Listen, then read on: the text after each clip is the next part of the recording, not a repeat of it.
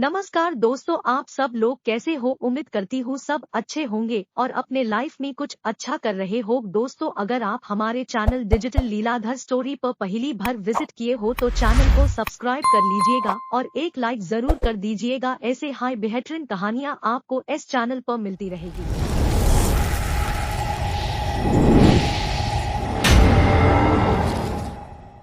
भूतिया डरावनी कहानी हिंदी में। यीशु और रिया एक कैफे में मिले। रिया को देख यीशु उसे देखता रहा। रिया की वह मुस्कान यीशु को भा गई। वह उसका दीवाना हो गया था। अगले कई दिनों तक यीशु रिया को देखने के लिए उसी कॉफी शॉप में जाता रहा। एक दिन यीशु ने मन बना लिया और सीधे रिया के सामने बैठ गया। रिया, हेलो। यीशु, हाय। रिया, मैं जानती हूं कि तुम मशहूर हो और एक आईटी कंपनी में काम करती हो और पिछले कुछ दिनों से तुम मुझे फॉलो भी कर रही हो। यीशु, तुम्हें कैसे पता चला ये सब? रिया, यही मेरा रहस्य है। खैर, बैठो और कॉफी पियो। यीशु और रिया ने साथ में कॉफी पी और बातें की। यीशु की खुशी का ठिकाना न रहा। यीशु, कल कब मिलेंगे? रिया, उसी समय। यीशु, अपना नंबर तो दो। रिया, कल मिलो फिर दूंगी। अगले दिन कनक और यश समुद्र तट पर मिलते हैं। यीशु, मैंने सोचा था कि तुम नहीं आओगे। रिया, ये ऐसे हो सकता है मैं तुमसे मिलने नहीं आऊंगी। यीशु ये सोचकर खुश था कि रिया अभी उससे मिलने आई है। दोनों ने काफी समय साथ बिताया और जब शाम के 7:30 बज गए तो रिया के मोबाइल का अलार्म बज उठा। रिया, मुझे अभी जाना होगा। यीशु, इतनी जल्दी? रिया, हाँ, वो मेरे परिवार की बंदिश है। मेरा बड़ा भाई है जो मैरी राह देख रहा होगा। अब मुझे जाने दो। इतना कहकर रिया वहां से चली गई।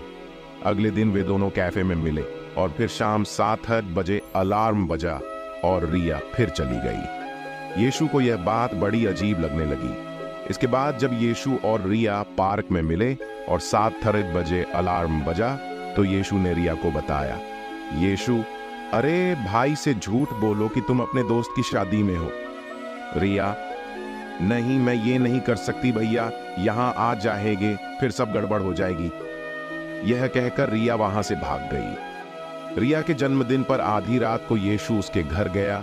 यीशु ने घंटी बजाई, दरवाजा खुला और कनक जैसी दिखने वाली एक लड़की खड़ी थी। उसकी चाल लड़कों के कपड़ों में बदली हुई थी। यीशु ने लड़की को रिया समझ लिया और बोला, यीशु, हैप्पी बर्थडे रिया। लड़की, अरे मैं रिया नहीं हूं। यीशु, क्या तुम मजाक कर रहे हो? लड़की बोली, नहीं, मैं रिया नहीं हूं। यीशु, ओके ओके, मुझे गले लगाओ। यीशु रिया को गले लगाने की कोशिश करता है लेकिन लड़की यीशु को जोर से थप्पड़ मार देती है। कन्या, कितनी बार कहूं मैं रिया नहीं हूं, मैं रिया नहीं हूं, मैं इसकी भी बड़ी हूं।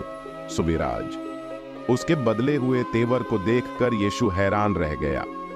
लड़की, मैं जानती हूं कि तुम मेरी बहन से प्यार करते हो और वो भी तुमसे प्यार करती है, लेकिन तुम दोनों कभी साथ नहीं हो सकते, कभी नहीं, क्योंकि सूर्य के अस्त होते ही मैं रिया के शरीर में उनके बड़े भाई सुविराज का वास करता हूं। इसलिए अच्छा है कि तुम रिया को भूल कर चले जाओ, चले जाओ।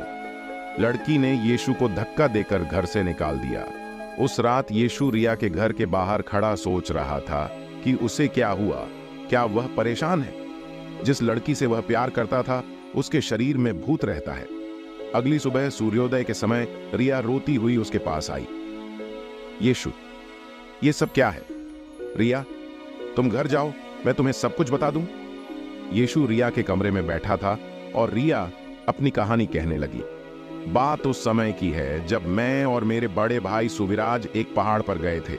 हम दोनों लगभग 13-16 साल के थे। मुझे ऊंचाई से बहुत डर लगता था। मैं घबरा आ गई थी। भैया ने पीछे से मुझे भो करके डराने के लिए ऐसा किया और अचानक मैंने अपना आपा खो दिया। संतुलन खोने के वजह से पहाड़ के नीचे गिर गया। उस दिन से रोज शाम को सूरज ढलते ही उसकी आत्मा मेरे शरीर में प्रवेश करती है। मैं दिन में लड़की की तरह और रात में लड़के की तरह रहता हूं, लेकिन प्रयास सफल नहीं हुआ। यीशु, लेकिन इसका भी कोई अंत होना चाहिए। रिया, अंत तो हो गया, लेकिन भैया मुझे ऐसा नहीं करने देंगे। यीशु, लेकिन क्या? रिया, पूर्णिमा की रात, मेरे शरीर में भाई की आत्मा प्रवेश नहीं कर सकती। उस रात हमें पुराने मंदिर में जाकर भाई की आत्मा को मुक्त कराना होगा। यीशु, इतना मुश्किल नहीं लगता। रिया, प्रॉब्लम यह है कि भैया उस रात मुझे घर से बाहर नहीं निकलने देते। यीशु, इस बार मैं तुम्हें पुराने मंदिर में ले चलूंगा। इस दिन के बाद यीशु पूर्णिमा का बेसब्री से इंतजार करने लगा। यीशु ने एक पंडित जी से बात भी की थी। यीशु, क्या वह दुष्ट आत्मा रिया को मुझे यहां लाने देगी? पंडित, मुश्किल है पर नामुमकिन नहीं। ये भोलेनाथ की विभूति है। अघोरियों की तपस्या से यह साबित हो गया है कि इसके सामने बुरी शक्ति कुछ नहीं कर पाएगी। आप इसे अपने शरीर पर भी लगाएं और उस कन्या के शरीर पर भी। आखिर पूर्णिमा की रात आ ही गई। यीशु उसे लेने के लिए रिया के घर आया, लेकिन जैसे ही उसने रिया को छुआ, किसी अदृश्य शक्ति ने उसे दूर फेंक दिया। यीशु, रिया, चलो चलो मेरे साथ। रिया, भैया बस इतनी सी बात है, नहीं जाने देंगे। तुम यहां से चले जाओ, मुझे मेरे हाल पर छोड़ दो। यीशु घर से बाहर चला गया और कुछ देर बाद विभूति को अपने शरीर पर लगाकर वापस आ गया। यीशु ने रिया के माथे पर विभूति भी लगाई। यीशु, मुझे पता था कि ऐसा कुछ होगा, इसलिए मैंने उसका भी इंतजाम कर लिया था। यीशु ने रिया को गाड़ी में बिठाया और वह गाड़ी चलाने लगा।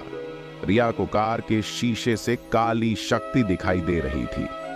रिया, भाई हमारा पीछा कर रहा है।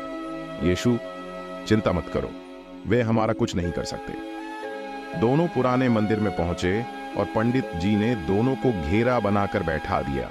पंडित जी मंत्र पढ़ रहे थे कि एक काली शक्ति वहां घूमने लगी। उस काली शक्ति ने रूप धारण कर लिया। काली शक्ति, रिया तुम चाहती हो कि मैं मर जाऊं? रिया, नहीं भाई, रोते हुए बोली। पंडित, रिया, इसकी बातों पर ध्यान मत दो, ये तुम्हें गुमराह कर रहा है।